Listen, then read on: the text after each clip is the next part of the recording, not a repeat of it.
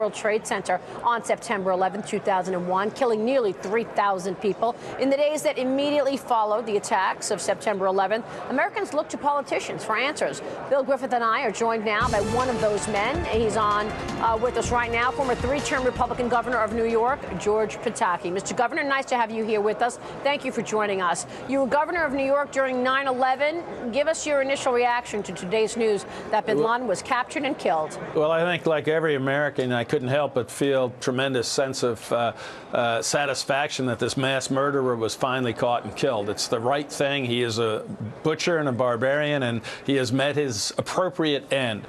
But I did have to not be able to share in some of the joy that we saw, and I understand that. It's a great day for America, but whenever I think back to that date, I understand the tremendous void in so many families that exists today. And while we can celebrate the death of bin Laden, I don't want us to ever forget the sacrifice of the almost 3,000 who died on that day, or the almost 4,000 American troops who have died in the pursuit of justice since those attacks.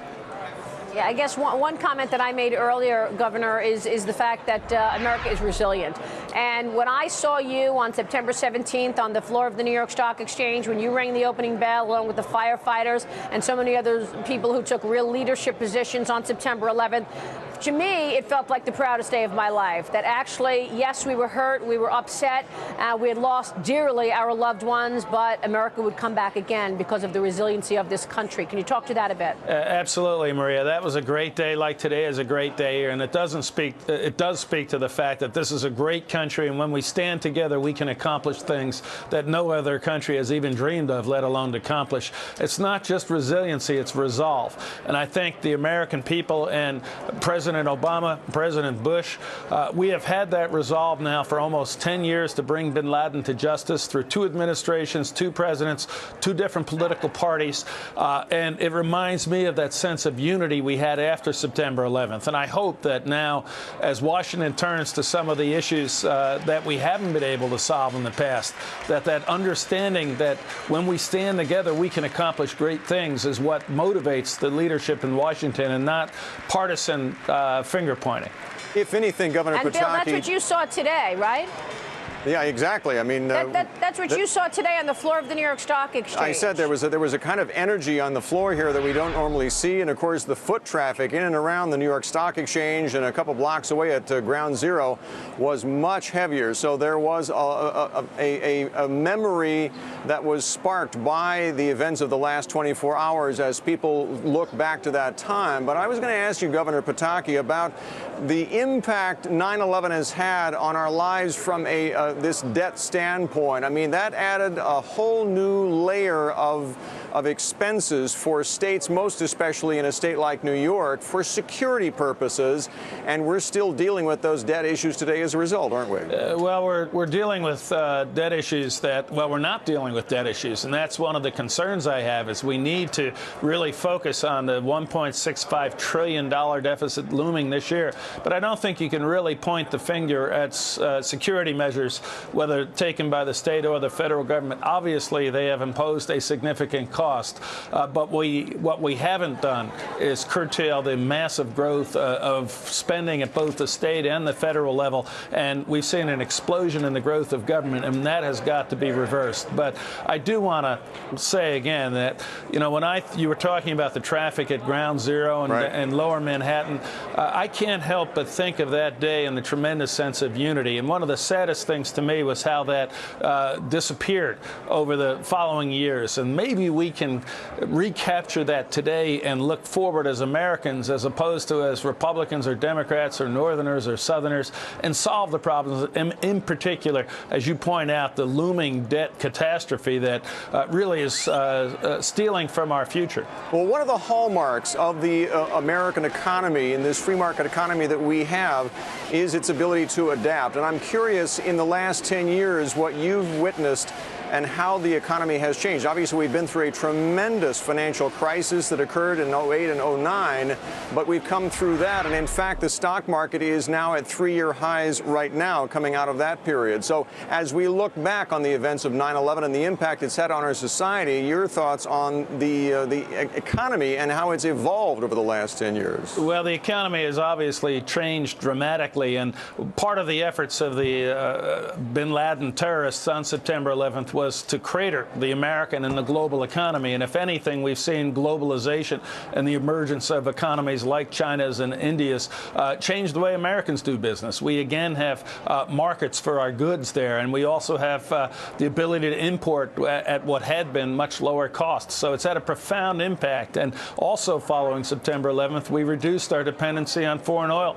It is still far too great, but we need to continue to develop domestic sources so we're not held hostage to uncertainties in the Middle East or with Hugo Chavez. So we are a resilient country. Our economy is resilient, and what we need, though, is a little bit of commitment by the political leadership to not kick this deficit issue down the road. It's already had an enormous negative impact on our economy.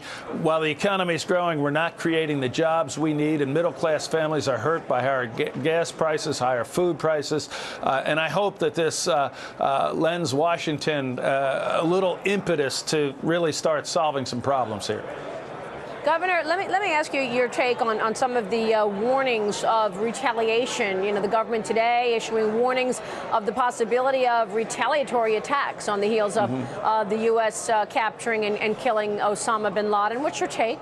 Well, Maria, you know, it brings me back to people cheering and celebrating. And yes, it's a great day for America, but I'm going to cheer when that last Islamist terrorist who feels that not only they don't want to live with the freedoms we have, but that there's something wrong with us living with freedom of speech and freedom of assembly and freedom to worship as we see fit. So I take those warnings very seriously.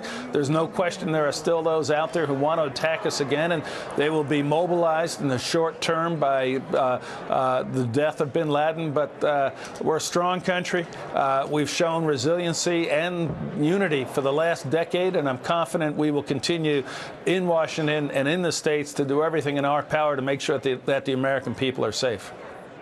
So how secure is the country right now, Governor? I mean, is it appropriate to be raising any security levels? What would you be doing right now if you were in that governor's seat today in terms of protecting New York and the country? You know, Maria, now I don't have access to the classified intelligence that I did while I was governor. But obviously, the most important thing is to be prudent and to make sure that we control our borders, to make sure that we take any serious threat seriously, and also that we continue to be aggressive overseas and not allowing those who have attacked us in the past to have safe training camps or recruiting centers or places where they can plan additional attacks against America and our allies. So for all the celebration today and the fact it is a great day with the death of bin Laden, we still have uncertainty across the Middle East. Which way is Egypt going to go? Hamas has now formed an agreement with the Palestinian Liberation Organization. So there are a lot of concerns out there, not just short term in retaliation for the death of bin Laden, but longer term in supporting those who believe in tolerance and the rule of law and want to have societies that function as part of the modern world. And we need to be certainly aggressive in helping those countries to build those institutions. And Governor, outside of the news of bin Laden, you know, today Treasury Secretary Tim Geithner came out and said that they are going to stop selling certain securities on a state level. We face debate over the national debt and, of course, raising the debt limit.